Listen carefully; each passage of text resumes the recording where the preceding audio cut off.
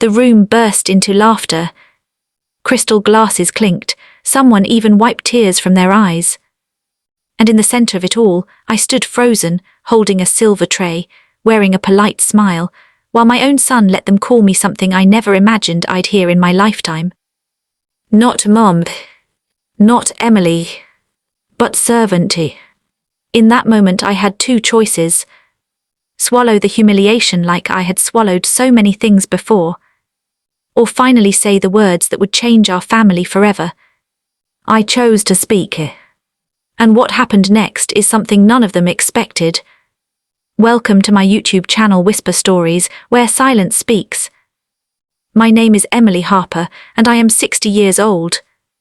At 60, you believe you've earned your place at the table. You believe that after decades of raising a child, sacrificing sleep, dreams, and sometimes your own dignity, you deserve at least respect. Not applause, not praise, just respect.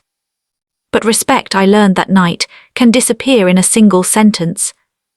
And sometimes, the people who take it from you are the ones you gave everything to. The invitation came on a bright Tuesday morning. Mom, we're hosting a dinner party this Saturday, my son Daniel said over the phone. His voice was cheerful, rushed. It's important. Some of Olivia's colleagues are coming. We want everything to be perfect. I smiled, standing in my quiet kitchen. Of course, sweetheart, what can I bring? There was a pause. Well, actually, we were hoping you could come early and help set things up. That didn't surprise me. I had helped at every milestone of his life, birthdays, graduations, his wedding. I had ironed tablecloths, arranged flowers, scrubbed floors while guests were still on their way. Helping was what mothers did. Of course, I said again. Saturday arrived with a pale winter sun and a wind that tugged at my coat as I stepped out of the car. Daniel and Olivia lived in a large, modern house in a newly developed neighborhood. It still felt foreign to me, too polished, too quiet, like a place where you had to whisper. Olivia opened the door. Oh, good you're here, she said, not unkindly but not warmly either. We're running behind. No hug, no how are you, just logistics. I stepped inside and took off my coat. The kitchen counters were covered in platters, glasses, ingredients. Daniel was adjusting something in the living room, a banner that read, "Congratulations, Olivia." Apparently she had just received a promotion at her firm. I felt proud, truly.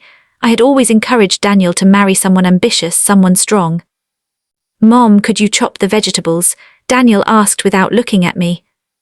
I rolled up my sleeves. For the next 3 hours, I moved like I always had, quietly, efficiently. I washed dishes as they piled up, wiped counters, arranged appetizers. I even fixed a wobbling table leg with a folded napkin.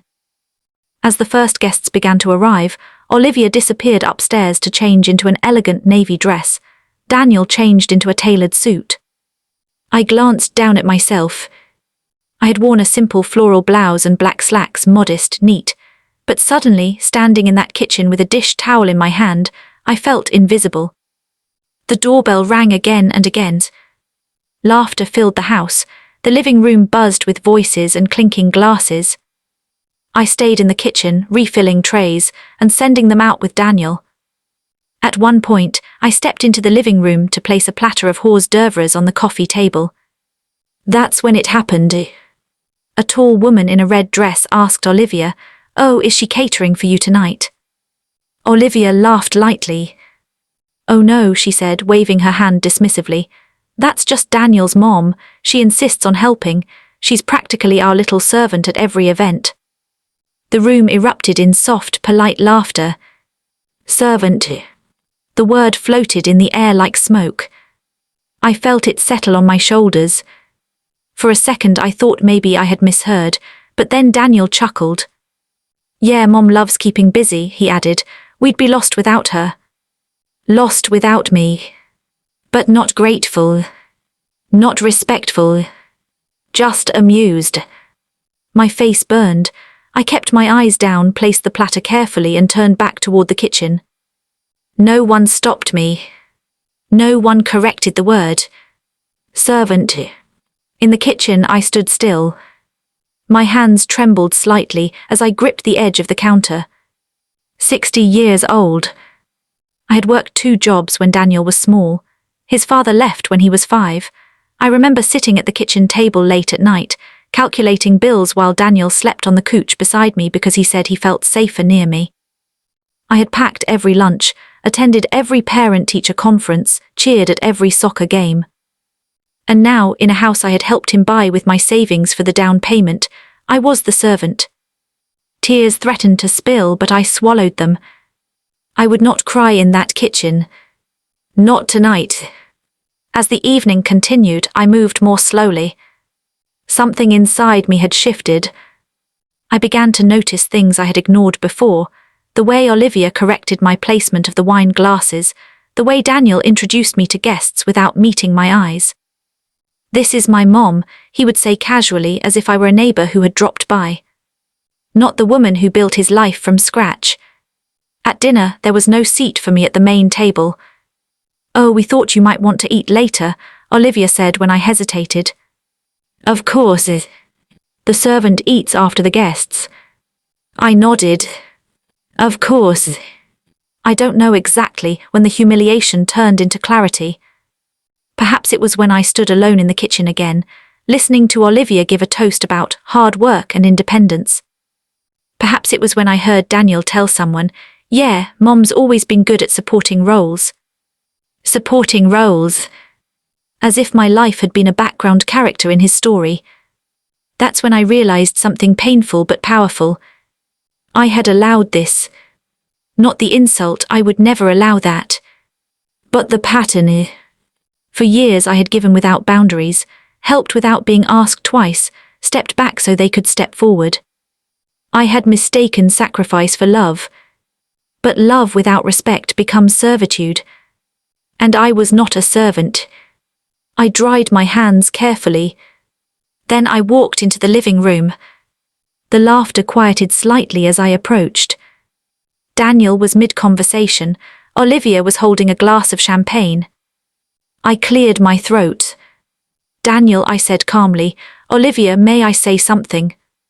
They both looked surprised. Olivia smiled thinly. "Of course, Emily." I took a deep breath. "I've spent most of tonight in the kitchen," I began, "and I've been happy to help, I always am, but I'd like to clarify something." The room grew still. "I am not your servant." The words landed softly but firmly. "I am Daniel's mother. I am 60 years old. I have worked my entire life to give him opportunities, and I will gladly help when I am treated with respect, but I will not stay in a home where I am introduced as a servant." Daniel's face went pale. "Mom, we were joking." "I wasn't laughing," I replied gently. Silence. "I love you both," I continued, "but love does not mean humiliation. If you want my help in the future, ask for it. If you want my presence, offer me a seat at the table." My voice did not shake. "I deserve that." I placed the dish towel on the coffee table. "And tonight I'm going home." I walked out before anyone could stop me. The cold air hit my face like a blessing. In the car, I finally allowed myself to cry, not because I felt small, but because I felt strong. It takes courage to stay silent. But it takes greater courage to speak. The next morning, Daniel called. "Mom, I'm sorry," he said quietly. "I didn't realize how it sounded." "That's the problem," I replied. "You didn't realize." There was a long pause. Olivia called later that afternoon. Her voice was softer than I had ever heard it. "I was wrong," she said. "I thought I was being funny. I didn't think about how it would feel." "I've spent my life thinking about how you both feel," I answered. "It's time you think about how I do." Change did not happen overnight. But something fundamental shifted. The next family gathering, I arrived as a guest. There was a seat for me at the table, not at the corner but beside Daniel. Olivia hugged me at the door. "Thank you for coming," she said sincerely. And this time I believed her. At 60 years old, I learned a lesson I wish I had understood at 40. You can love deeply without lowering yourself. You can give generously without erasing your worth. And sometimes, the greatest gift you give your children is not your service, it is your example. An example of dignity.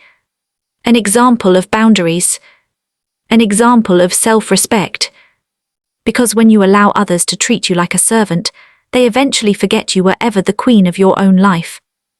But when you stand tall, even after humiliation, you teach them how to stand too. Moral of the story. Love should never cost you your dignity. Respect is not automatically given by family, it is taught by the way you allow yourself to be treated. And no matter your age, whether you are 30, 60 or 80, you are never too old to reclaim your worth. I am Emily Harper. I am 60 years old. And I am no one's servant.